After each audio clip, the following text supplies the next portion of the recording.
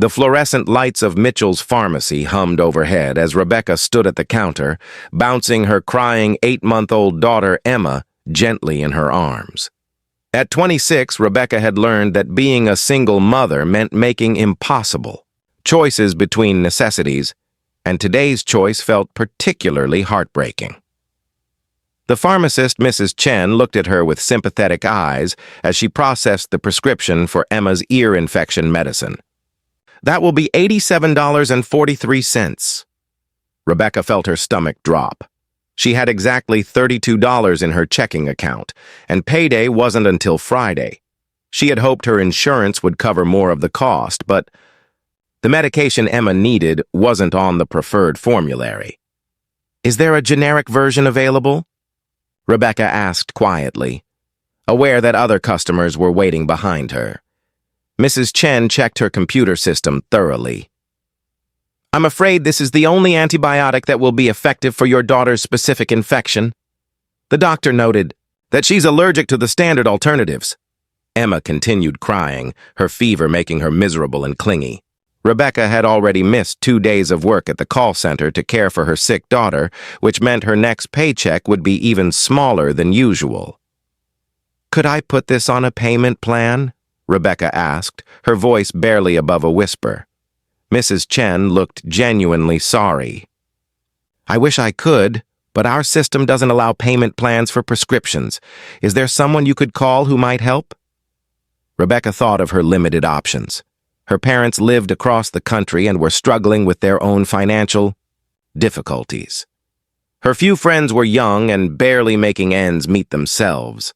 Emma's father had disappeared the moment he learned about the pregnancy. Behind her in line, she could sense the growing impatience of other customers. A man in an expensive dark coat checked his phone repeatedly, and Rebecca felt the familiar shame of holding up people who had places to be and money to spend. "I'll have to come back on Friday when I get paid," Rebecca said finally, her voice thick with emotion. "Ma'am," Mrs. Chen said gently, "ear infections in babies can become serious if left untreated. Is there any way you could get the medication today?" Rebecca felt tears threatening as Emma's crying intensified. "I wish there was." That's when the man behind her stepped forward. Rebecca turned to see him approaching the counter with a quiet confidence that spoke of someone accustomed to solving problems. "Excuse me," he said to Mrs. Chen, his voice calm and respectful. "Please charge that prescription to my account." Rebecca stared at him in shock. "Sir, I can't let you do that. You don't even know us." The man looked at Emma, who was red-faced and clearly miserable, then back at Rebecca. "I'm David Sullivan. I have a daughter myself, and I know how frightening it is when they're sick, and you can't help them." "Mr. Sullivan, that's incredibly generous, but I couldn't possibly accept such an expensive gift from a stranger." David's expression was kind but firm. "It's not a gift. Consider it a loan between parents. You can pay me back when you're able, or you can help another parent in the same situation someday. Whatever feels right to you." Mrs. Chen looked between them, clearly moved by the exchange. "Mr. Sullivan, your insurance information is already in our system. I can process this right now." Rebecca felt overwhelmed by the unexpected kindness. Why would you do this for someone you don't know? David was quiet for a moment, and Rebecca saw something personal flash across his features. "Because 3 years ago I was in a hospital room watching my daughter fight for her life, and strangers became angels. Nurses stayed past their shifts. Doctors made extra calls, and other parents shared their coffee and hope with me during the darkest hours." He looked at Emma, who had calmed slightly in her mother's arms. "What's her name?" "Emma. She's 8 months old.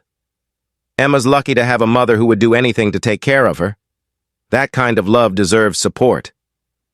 As Mrs. Chen processed David's payment, Rebecca found herself crying with relief and gratitude.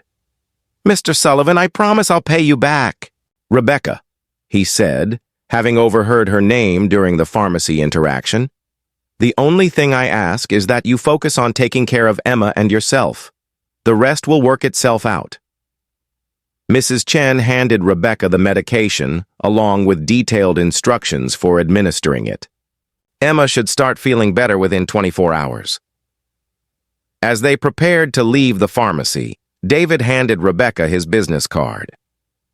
My contact information is on there.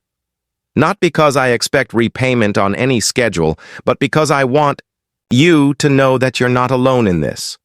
Rebecca looked at the card and realized she was looking at the CEO of Sullivan Industries, one of the city's largest manufacturing companies. You're David Sullivan, the David Sullivan. I'm a father who remembers what it felt like to be desperate to help my child. 6 months later, Rebecca sat in the employee break room at Sullivan Industries, where she had been working as an administrative coordinator since David helped her find stable employment with better health insurance. Emma was thriving in the company's on-site child care center, and Rebecca had been able to move into a safer apartment. David stopped by her desk that afternoon, carrying the quarterly report that showed exceptional performance from her department. Rebecca, your work organizing our community outreach programs has been remarkable. The employee volunteer participation has increased by 60% since you took over coordination. Rebecca smiled, thinking about how her experience as a struggling single mother had helped her understand which community programs would most benefit families in crisis. It's easy to organize help for people when you remember what it felt like to need it. Speaking of which, how is Emma doing? She's wonderful. No more ear infections, and she's hitting all her developmental milestones. The pediatrician says she's thriving. David nodded with satisfaction. And how are you doing? Rebecca considered the question seriously. 6 months ago, I felt invisible and alone. Now I feel like I have purpose and support. You didn't just pay for Emma's medicine that day. You reminded me that there are good people in the world who care about strangers. Rebecca, you reminded me that success without compassion is meaningless. Helping you and Emma gave me more satisfaction than any business deal I've ever completed. As David prepared to leave, Rebecca called after him. David, I put aside money from each paycheck to repay you for the prescription. Keep saving it. But instead of paying me back, use it to start a fund for other parents who find themselves in the same situation. Mrs. Chen mentioned that you're not the first parent who's had to choose between medicine and other necessities. Rebecca understood that the $87 David had spent that day had created ripples far beyond one prescription. It had led to stable employment, reliable health care, and now the opportunity to help other families facing medical emergencies. I'll call it Emma's Angel Fund, Rebecca said, for parents who need a reminder that they're not alone. David smiled, understanding that the best investments aren't measured in financial returns, but in the number of lives they touch. He had learned that true wealth comes from the ability to ease someone else's burden, and that sometimes the smallest acts of kindness create the most profound changes. The prescription he had paid for had healed more than just a baby's ear infection. It had restored a mother's faith in human goodness and created a cycle of compassion that would continue to help families long after Emma had grown up healthy and strong.